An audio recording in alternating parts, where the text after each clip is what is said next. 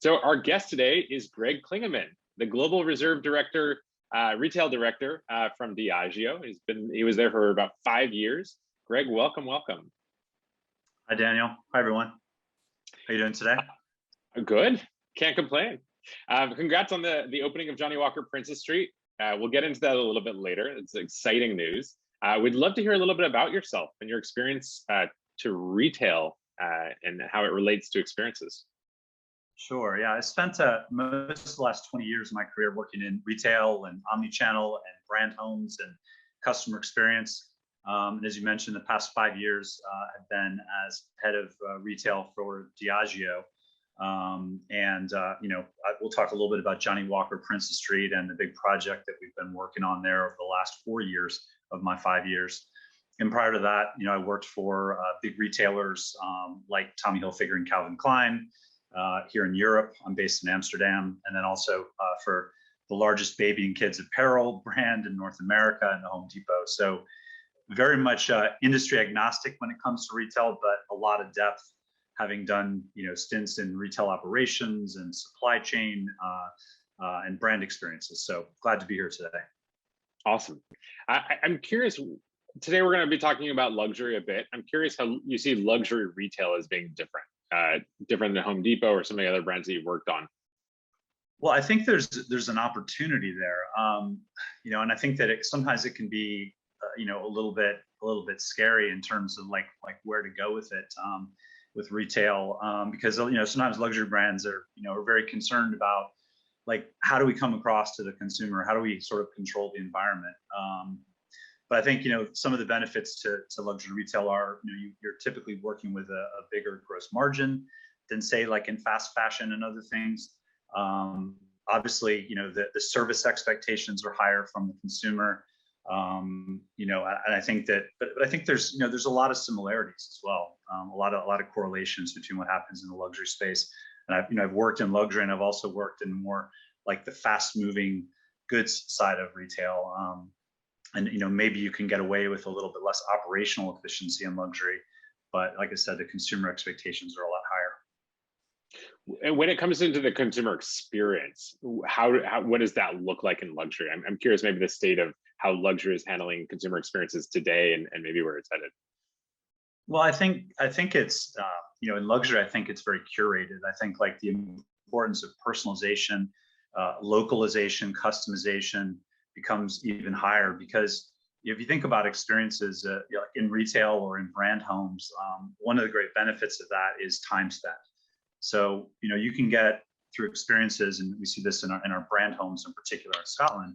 Sometimes people will come spend hours with us, and so the depth that you get is absolutely top notch when you're doing that. And so I think it provides a real opportunity to to create that loyalty around the brands, to create something that's talkable and shareable.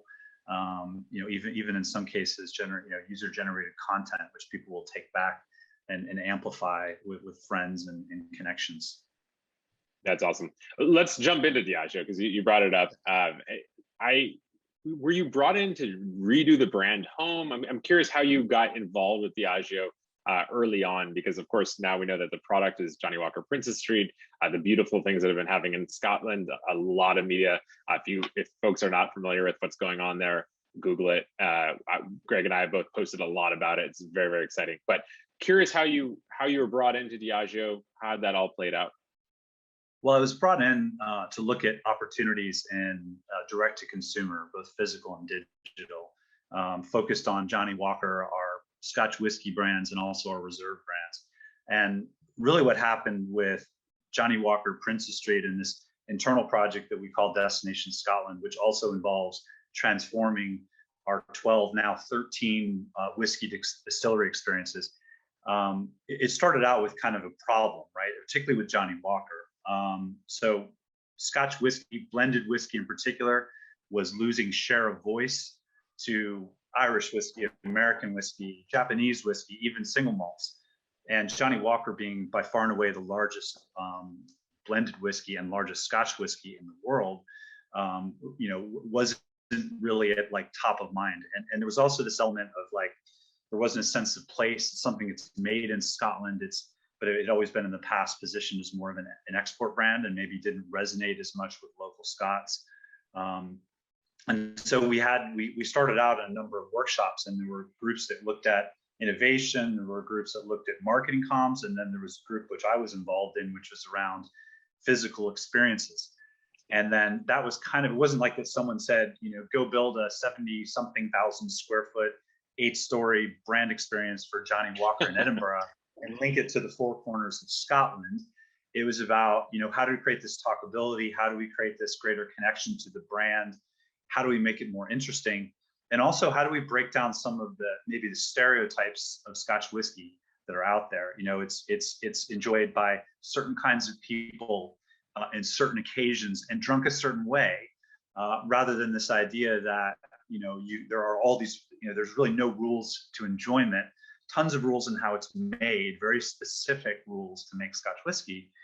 But how do we have fun with it? How do we create a luxury environment, reestablish our luxury credentials, but do it in a way that isn't maybe so serious, so masculine is how the brand and the category had been perceived before.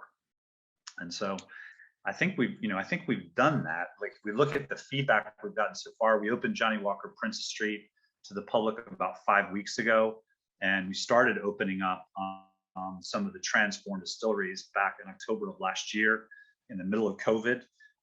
And then have opened up a few more since then. Also brought back Brora, which was one of the ghost distilleries that had been dormant for almost, I think, 35 years, and is now a private client experience.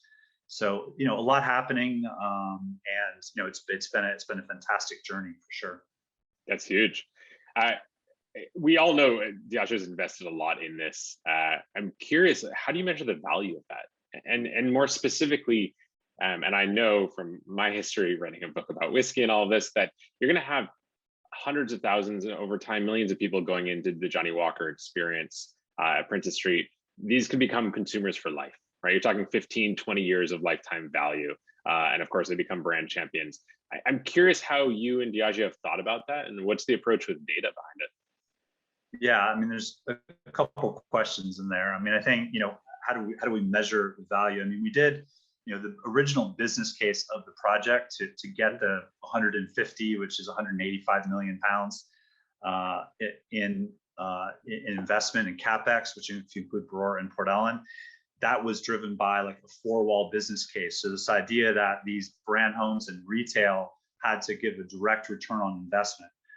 So that's what kind of got us the funding to be able to do the build. Now, in terms of how we look at it, once we're open and how we measure it going forward, of course, we look at what kind of revenues and profits can it generate, but also what's the return on experience. And so that's also like, what does it deliver in terms of PR and marketing value?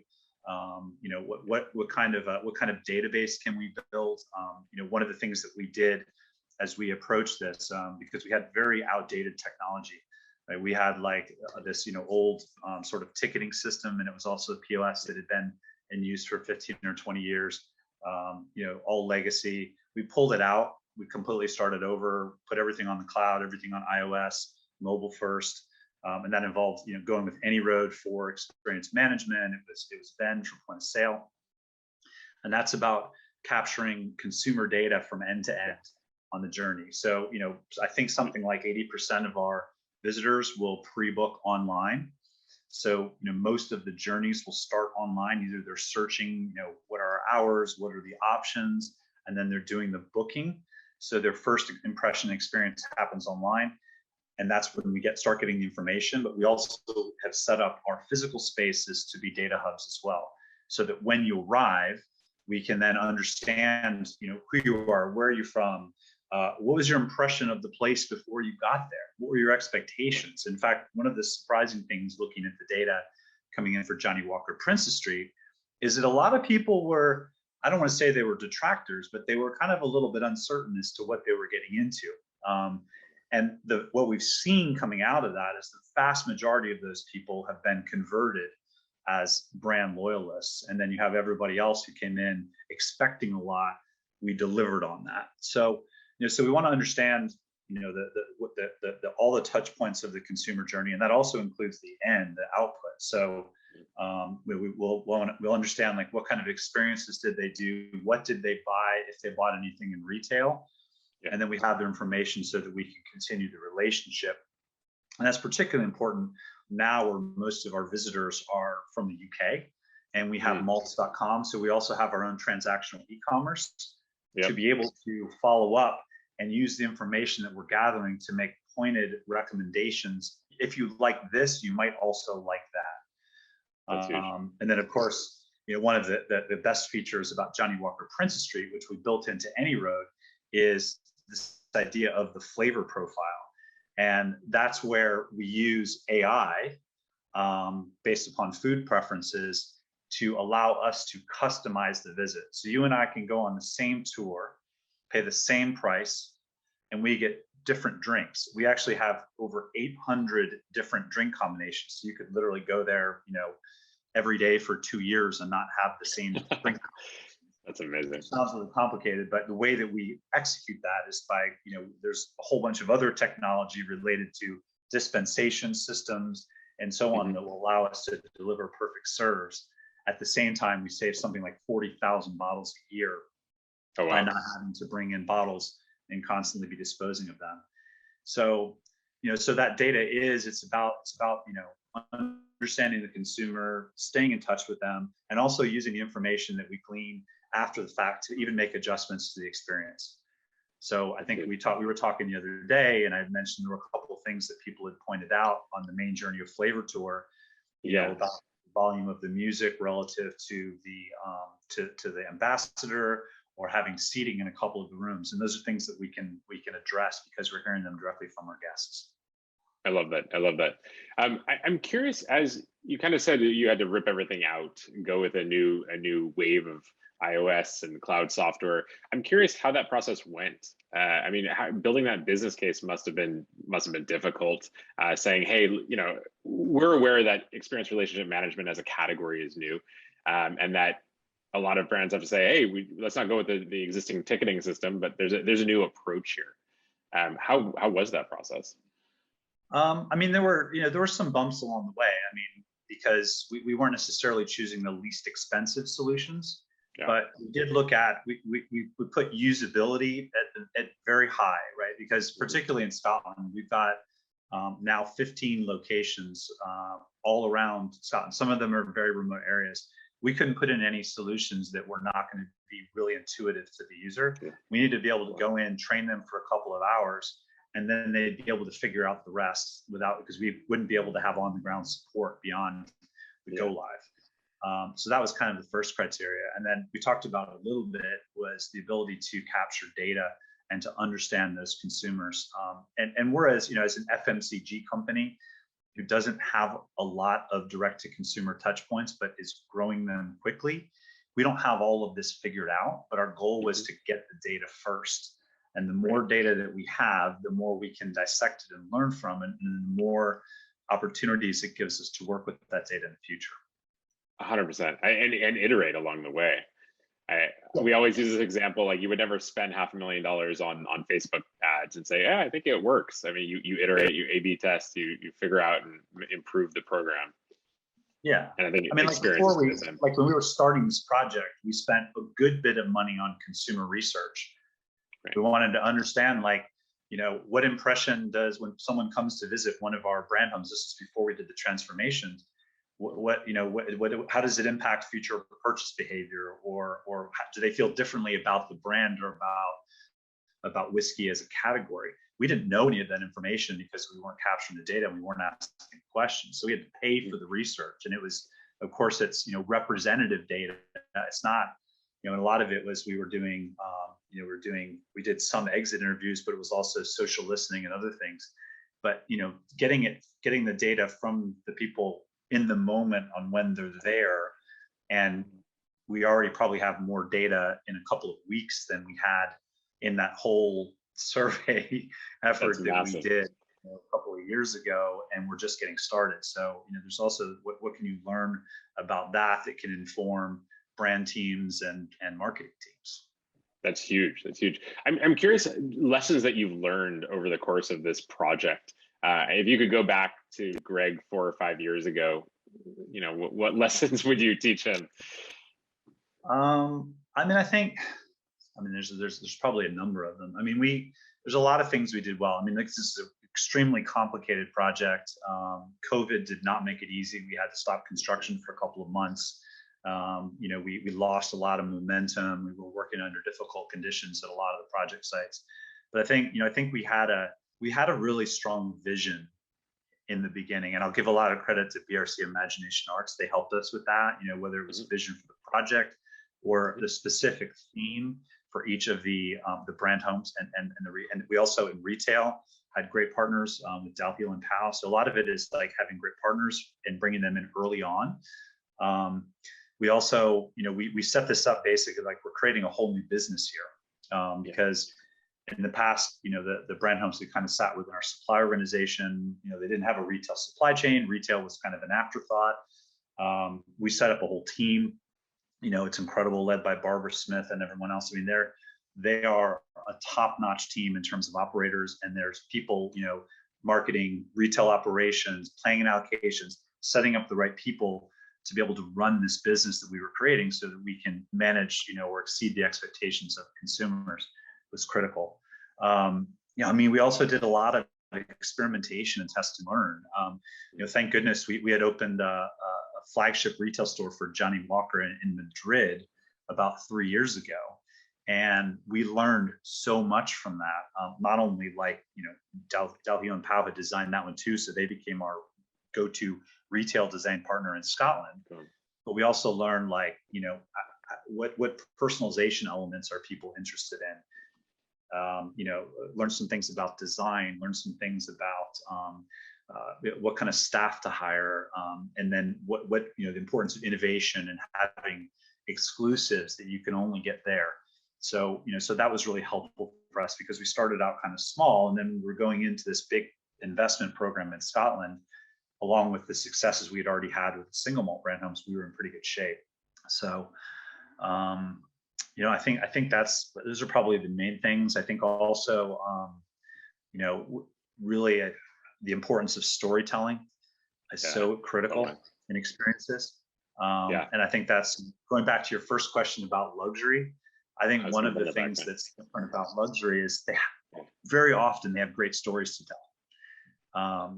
And we had that with Johnnie Walker and with all of the single malt brands, stories of people told by people, aided by technology. So we have all kinds of high tech throughout, best in class in terms of everything from network infrastructure to our front of house. But it all comes down to the people and empowering them with stories, empowering them with being able to give that little extra thing to the guest, surprise and delight whenever they feel like they need to. That makes all the difference. That's great. Going along that path, you've talked about personalization and also making sure that we stick with the luxury theme. I'm curious how luxury experiences differ than maybe mass market or non-luxury experiences. I think that how to do them well. I think it starts with that luxury cannot be one size fits all. So, and a lot of because there's so much intrinsic value in luxury. How do you convince someone? Oftentimes you've got incredible product, or if it's a retail store, you've got the most beautiful design, you've got the most beautiful furniture. But how do you make sure then that every touch point that you have with the consumer reinforces and embodies what your brand is about? Because there was a conference I was in recently, and I think this quote, which I love, is a simple one. It's the future of brand is experiences. And I think that's particularly true in the luxury space, because you have to engage the consumer in a different way. And luxury, it's not about convenience, but you also have to remove friction. Right. So you want to make it so that, because you've got higher expectations from the consumer at all touch points. So you can't have a cumbersome and slow point of sale system, where you can't have a website that, doesn't, autofill or those kinds of, you've got to, or even like a seamless omni-channel experience, right? Like, because so many journeys, consumer journeys, purchase journeys start online, whether they finish online or whether they finish in store, particularly with luxury where you've got more at stake for every purchase, typically much higher transaction values, much higher margins, but less consumers, oftentimes less visitors. You've got to leverage each one of those, and you can't afford to have anybody leave frustrated and empty-handed. Totally. Now that resonates. I mean, we know we're shifting into an experience economy, and buyers are well informed. They've got access to information. We also know that loyalty is only driven by experiences, right? You could market Johnnie Walker all day, every day to people, and until they either step foot in there or have a Johnnie Walker with friends or some sort of experience, you're never going to drive loyalty. I'm curious for listeners of today, if you have any advice, like where to jump in, where does a brand decide how to try this out? We are big believers at AnyRoad that there's going to be a clear division and bifurcation of the companies that really embrace customer experiences to drive loyalty and those who don't. So if you're going to give advice to some of these companies that are joining, how do you jump in? Do you have to invest $100 million? No, for sure you don't. I mean, I think it depends a little bit. I mean, of course, it depends on where you are, right? Are you a luxury? Do you already have physical retail and you want to like jump in to make it more experiential, or are you a brand that is mostly sold through distributors, wholesalers, other retailers? And I suppose that the jump in point is a little bit different. And I think, I touched on it before a little bit, in my advice and how we approached this big Destination Scotland project was there, experimentation and test and learn. Because also to keep in mind that internally, chances are you're not going to have a lot of expertise in this area if you're jumping in, especially if you're that brand who sells most of their product through third parties. Because whether it's your IT or the recruiters or finance, they're going to have potentially a very different view on and just different expertise on that. So I think it's about like, it's what's the problem that you're trying to solve? I described in the beginning what the thing with Johnnie Walker was. Like, I could say, ultimately what we worked with BRC on was this idea of how do we create, personalization at scale? How do we make it so that we've got like a lot of people that we want to have come through it, but we make it so that everybody, using AI gets a customized experience. So I think, there's a lot of things to consider there. And I think I would say there's, you've got to have your business case, in order, but also don't underestimate and don't leave out the marketing value of what you're looking to do. How much, if you're talking about retail, like how much would it cost you to make an impression with the potentially millions of people that could walk in front of your storefront? And the value, even social media and PR value when you do a launch. I mean, we did the launch at Johnnie Walker Princes Street beginning of September. I think the stat I saw was in Brazil, we had like 11 million impressions. That's in Brazil from Edinburgh. Wow. And so this is Johnnie Walker's a global brand. Brazil is one of our biggest markets. To reach 11 million people in Brazil was something that we were doing in Scotland. That's valuable, and it's hard to kind of like put, that doesn't go again into our P&L, but it's something that we of course want to talk about. So yeah, what are the impressions, and then all those people that come in and spend all that time with you. And if you're an FMCG company, you have the multipliers already that you can put against that. Like cost per contact, or what's the value if you were to do that like at a food festival or something, for example, and you were to get somebody to come in and try your drink or whatever, what's that worth? And so these things, I think it's the P&L and it's the four-wall profitability, but also look at the full view around it. And I think also the technology, like don't skimp on that. Yeah. And be omni-channel first. So like, get your structure in order so that your e-commerce and your physical environments are aligned from a P&L ownership and from accountability and all of that. I've seen it happen too many times where you've got the e-commerce sits in maybe like say in global or corporate, and then the stores or the brand homes sit in market. Yeah. And when that happens, then they may have a great relationship and they get along and everything, but there's a little bit of internal competition. And oftentimes you can't create that unified end-to-end experience for the consumer that you want because you're kind of getting in each other's way. Yeah. And even the systems don't talk to each other because you have different needs in terms of the systems that you're putting in. 100%. We see this all the time where brands come to us, have completely siloed data, right? They're trying to scrape some data off of a ticketing system. They're trying to, have people sent outside doing surveys. They've got some POS data, and none of these things talk, right? So there's no visibility into is it working or is it not? Yeah. I mean, I think it's any of us just think about how you shop, right? It's so channelless, right? I mean, again, I personally like going to stores, but I almost always start online. And if I go to a brand's website and I can't, it's more and more now, for example, will allow me to see if the item that I'm looking at is in stock in my local store. Yep. That's going to become a hygiene factor pretty soon because I don't know about you, I'm not really someone who plans ahead for things like buying gifts. Yeah. And a lot of times I will need that gift today or maybe tomorrow. And of course, another area where stores can help is they can allow you to do that rapid delivery and that fulfillment from the stores, especially in city centers.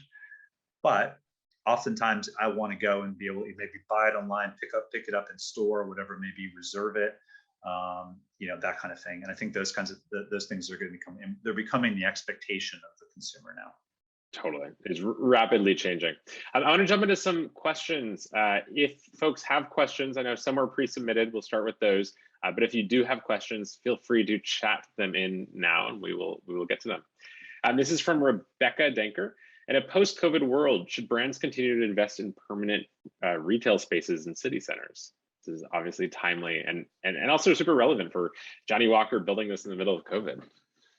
Yeah, I mean, I think it'll definitely be easier in a post-COVID world than it is in a COVID world to be able to do not only from the construction perspective, but also as you can kind of, as we were opening some of our first, big experiences, we're dealing with we still have capacity constraints due to distancing requirements and other things, because the safety of our staff and guests comes first. So I think in a post-COVID world, it's critically important.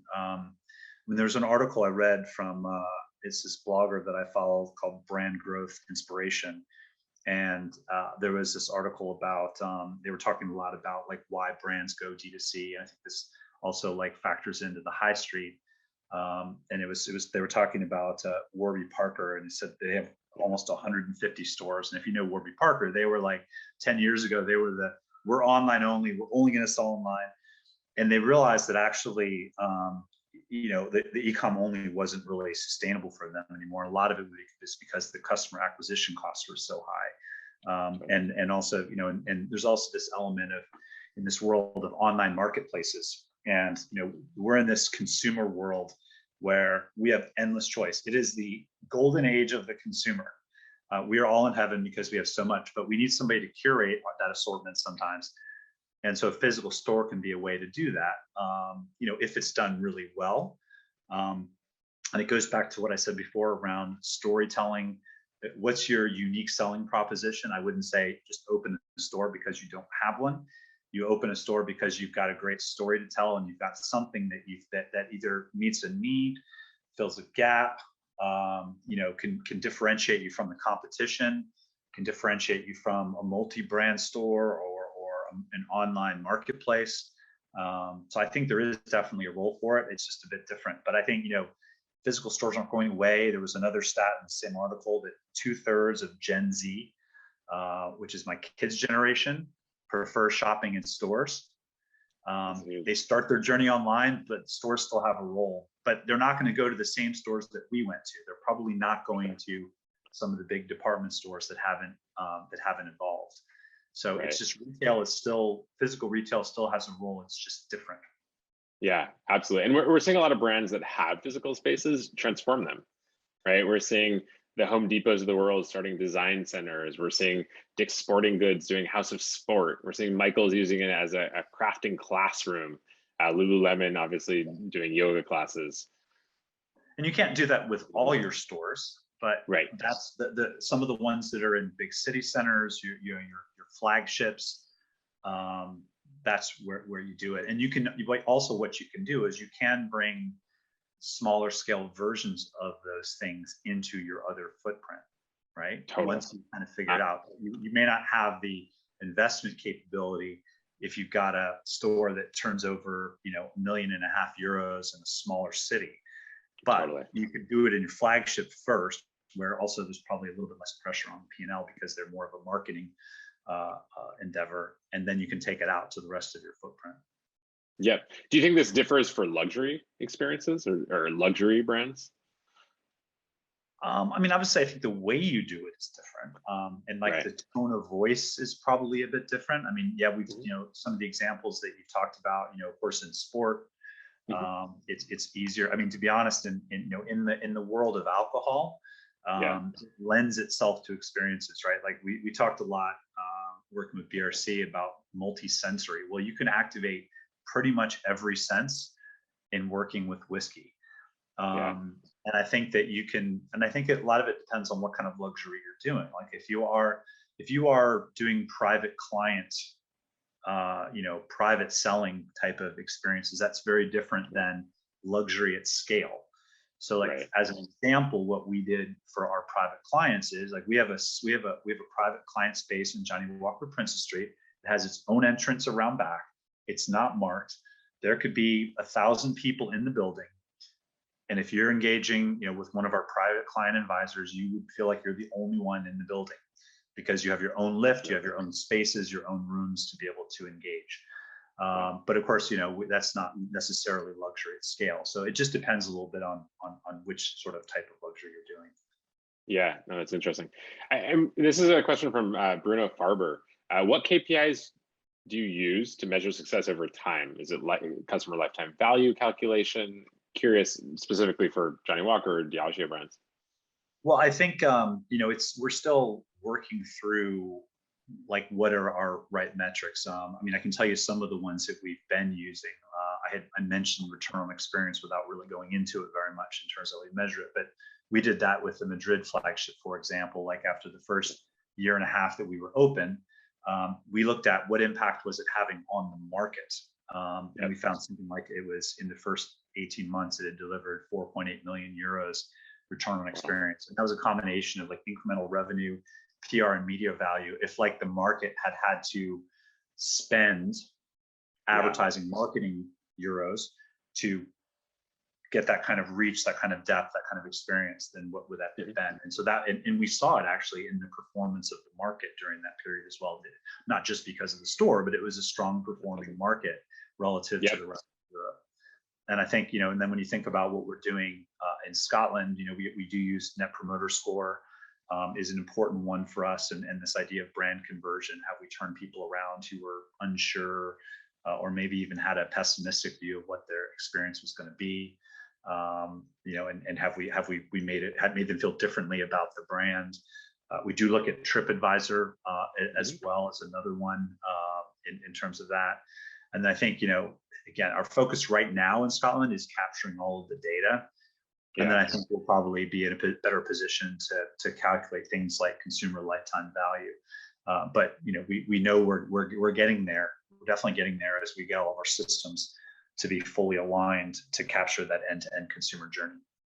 100%. Brand conversion has become a holy grail for a lot of our clients because it takes into that context, the context, right? Like who is Greg or who is Daniel before they go to the Johnnie Walker experience, right? And turning them around, making sure that they can actually become brand champions, which is I think the point for a lot of brands. Ultimately, why look, yes, retail and brand homes, if you're new to that, they're points of distribution. It's incremental revenue. It might even become like it has for a lot of brands, a very large share of their total revenue. But it's really important that there's that value of it as a marketing asset, and you're doing it in service of the brand. And so you want it to be not only that people have like a positive impression, but it's like you're literally transforming the way that people feel and the way that they think and what they do afterwards. Because that's really what it comes down to. And you can get some pretty serious amplification because when people have a powerful experience. Oh, yeah. Yeah. Brand champions are priceless. Absolutely. Yes. Yes. So when Uh, when you have that brand conversion, you can turn someone, especially if someone goes from a detractor to a promoter, they're even more passionate than the promoter that you keep. Totally, absolutely, and not to mention, hopefully, identifying any promoters that you lose. This is like negative brand conversion is a real thing that a lot of brands don't think about. But at least you have a way to follow up with them, because it is true that with 100%. net promoter, one of the limitations of net promoter score as a standalone metric is that you tend to get the extremes. You get the people who love you, and you get the people who really had a bad experience. If someone has a bad experience, we want to know about it, because then we can follow up and we can make it right. And if you don't ask, you won't know. Because most 100%. people aren't going to go through the effort of trying to figure out who am I supposed to call or email or chat with to be able to say that the experience didn't meet my expectations. Right. I know a lot of brands come to us with that challenge too, and opening up those lines of communication is key in that experience, because of the value of each consumer. I kind of related. This is a question coming in from Abby Asani. What was the biggest challenge when creating the Johnnie Walker Princes Street space for a brand so well loved by consumers all over the world? I think there's two pieces of this. One is that it's already so loved. So like, what were the difficulties there? And potentially all over the world, like you're bringing in a lot of different consumers, and how do you create a space that resonates with different kinds of consumers? Yeah, I mean, I guess it was probably a little bit of like, don't screw it up.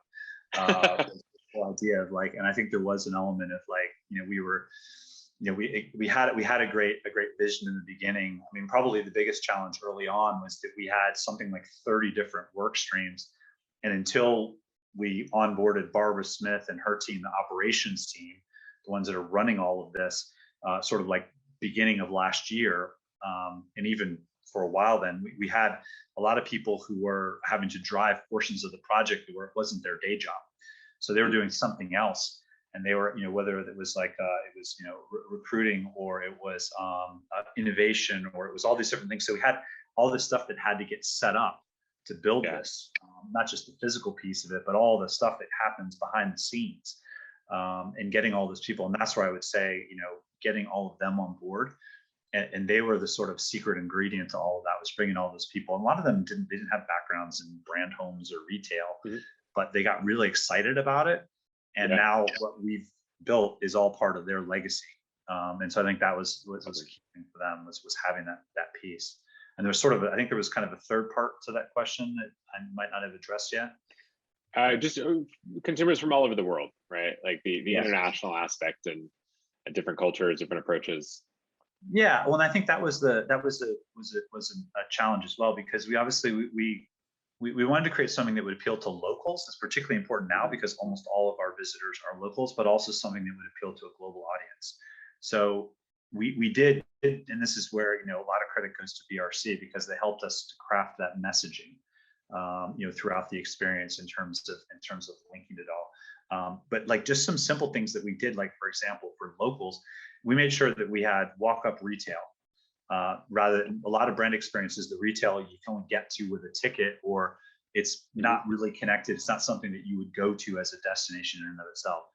The rooftop bars also are a destination in and of themselves. You don't have to buy a tour ticket to go to the bars. We have event spaces that you don't need a tour ticket to go to. So we created a global experience, but that has things that allow you to go, like you might go there for a happy hour with your friends. Because generally, most of us, if you have a brand experience, for me in Amsterdam, it's like the Heineken experience would say, for example, it's a comparable thing. I really never went there until I was benchmarking it to do this. And if you create something that means something to the locals, they'll go back, or at the very least, they'll take their friends or family when they come and visit to say, this is something I think you should see in my city. Totally. So I think there's that element of it as well.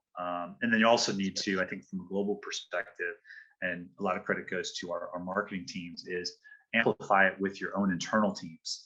Get them talking about it with their customers, get them excited, have them on board, have it be a place where they will bring their staff, they'll bring their customers, not consumers, but their customers, to experience the brand at a whole nother level, because that can make a big difference when you're talking about the main points of distribution that we have. Yeah, that's awesome. This one's coming in, and we've got a couple of minutes left, but from Isabel Catarino. the people factor, how to best engage people on the ground, that your team to have the mindset and skill set for what you've built out. We know that human interaction is super important to the experience. I'm curious how you train them, how you've approached that. Yeah, I mean, well, there was a massive investment in training. You know, it started early. I mean, it started in recruitment, right? I mean, there were some very specialized roles, and we have roles like performance artists that are, you know, what they sound like. I mean, a lot of them have backgrounds in theater, but we also have a lot of people that are like, don't necessarily come from that, like they're working in retail, but they don't necessarily have a retail background, or they're one of our guides, but they don't necessarily have an experience in that, but they have kind of like the right approach and the right skill set. And I think a lot of it is, you know, it comes down to making people feel like they're part of something bigger, empowering them. You know, I used that word before, and making them feel like they can add their own kind of personal, you know, elements to it, right? It's not like we give, I mean, yes, there are scripts and such for the main tour experiences, but you expect each individual to add their own flair to it, and their own personality, and allowing people to express themselves and feel confident that they don't have to all act to be the same way. Creating a fun environment, I think it's really critical. Having the right incentives is really important in terms of whether that's rewards or positive feedback or whatever it may be. So I think, you know, and then also just even sometimes giving people a great work environment. You know, if you give people like sometimes one of the benefits to doing like a renovation or a restoration of a retail space is that the people coming to work have a fresh and shiny place to work, and it elevates their experience from that perspective.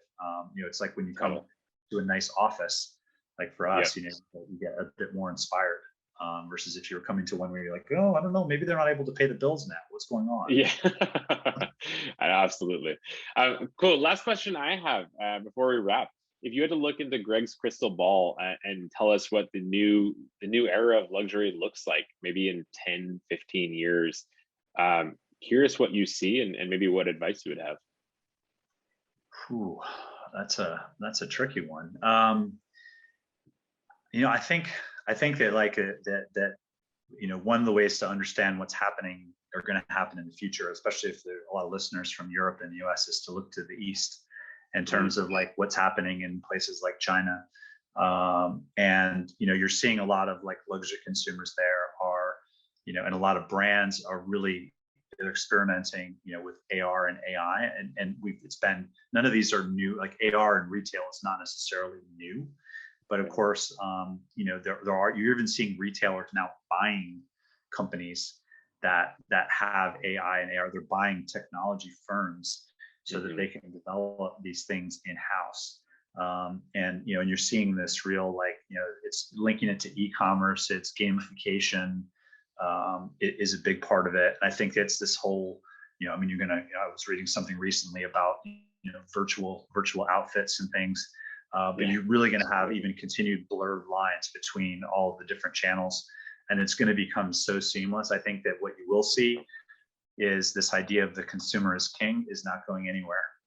It used to be, you know, there's been various stages throughout, you know, where retailers like department stores have held the power, or brands have held the power. The consumers are going to continue to hold the power. And so we're going to need to be, you know, innovating, utilizing technology, you know, basically like arming our people with the best possible tools to deliver great experiences. And if we keep doing that and we keep, you know, reinventing ourselves as retailers, as, you know, brand experience marketers, then we'll be okay. But it's going to be, you know, it's going to require agility. It's going to require experimentation, a willingness to fail. You know, people are going to try things that are not always going to work. So it's going to be an interesting stretch. It's like things change so fast now, and it's only going to get faster. Absolutely. Everything's in flux, and I think COVID's even speeding that up even more. Yes, it has. Greg, thank you so much for joining us today. Really appreciate it. Thanks to everyone who came and listened. Really appreciate it. Have a wonderful rest of your week, and I can't wait to get out to Scotland and see the Johnnie Walker experience, and Amsterdam to see you soon.